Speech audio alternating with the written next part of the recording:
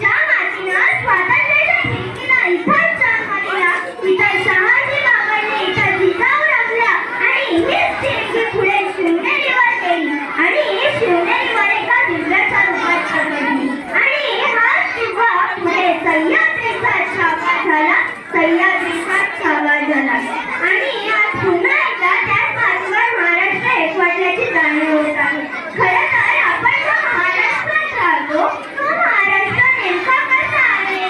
खरं तर महाराष्ट्र म्हणजे आपण मातीचा मावळ मनाचा महाराष्ट्र, भक्तीचा ऐलतिराचा, शक्तीचा पैलतिराचा महाराष्ट्र, माती खुमसणाऱ्या तेजोमय रक्तीला कुंकुम करंटकाचा धगधगता इतिहास पुरात घेऊन पेटणारा महाराष्ट्र, पोलादी छाताड्याचे जिव्हाळा पेटवणारा महाराष्ट्र, गरजा महाराष्ट्र म्हण, मराठ्यांचा स्वाभिमान ज्वलंत जिवंत ठेवणारा, शब्दांक गोळ मुराद घेऊन गोंगावणारा वादळाचा माझा शिवहाचा महाराष्ट्र, माझा शिवहाचा महाराष्ट्र.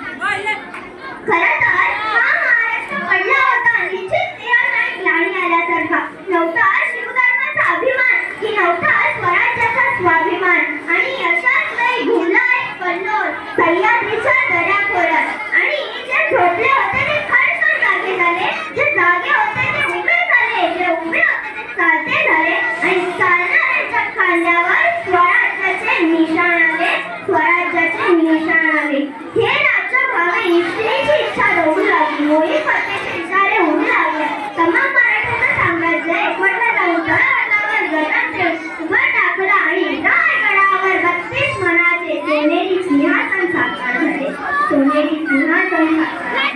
सगळं गुण मंडित अखंड लक्षणामृत राजकार्य धुरंधर श्रीमान महाराज राजा हरिराज श्री छत्रपती शिवाजी महाराज की जय. ही किंकाळी रायगडाच्या कणाकणाला, मराठ्यांच्या मनामनाला आणि काळाच्या क्षणाक्षणाला पेटून गेली आणि खऱ्या अर्थानं शिवबा उभा करता झाला आणि खऱ्या अर्थानं शेतकऱ्यांचं, कामकऱ्यांचं, कष्टकऱ्यांचं राज्य उभं राहिले. अहो, औरंगजेब कोणी साधा माणूस नव्हता. आशिया खंडातील सर्वात मोठं साम्राज्य ते म्हणजे औरंगजेबाचं आणि आशिया खंडातील सर्वात छोटं साम्राज्य ते म्हणजे त्याच्या शिवरायांचं. काबूलपासून कन्हापर्यंत, गगनेपासून यमुनेपर्यंत ज्याचा विस्तार असा औरंगजेब आणि एवढ्या 6.5 जिल्ह्यात पसरलेला माझ्या शिवरायांचं राज्य. आणि म्हणजे औरंगजेब वनवर आहे आणि स्वराज्य कळवर आहे.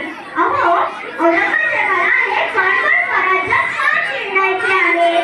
तिकडे आदिलशाही कशीच आहे, तिकडे निजामशाही कशीच आहे, तिकडे कुतुबशाही कशीच आहे, तिकडे इराण कसाच आहे, तिकडे अफगाणिस्तान कसाच आहे. अरे स्वराज्यात का? याचे उत्तर औरंगजेब त्याच्या मृत्यूपत्रामध्ये लिहितो.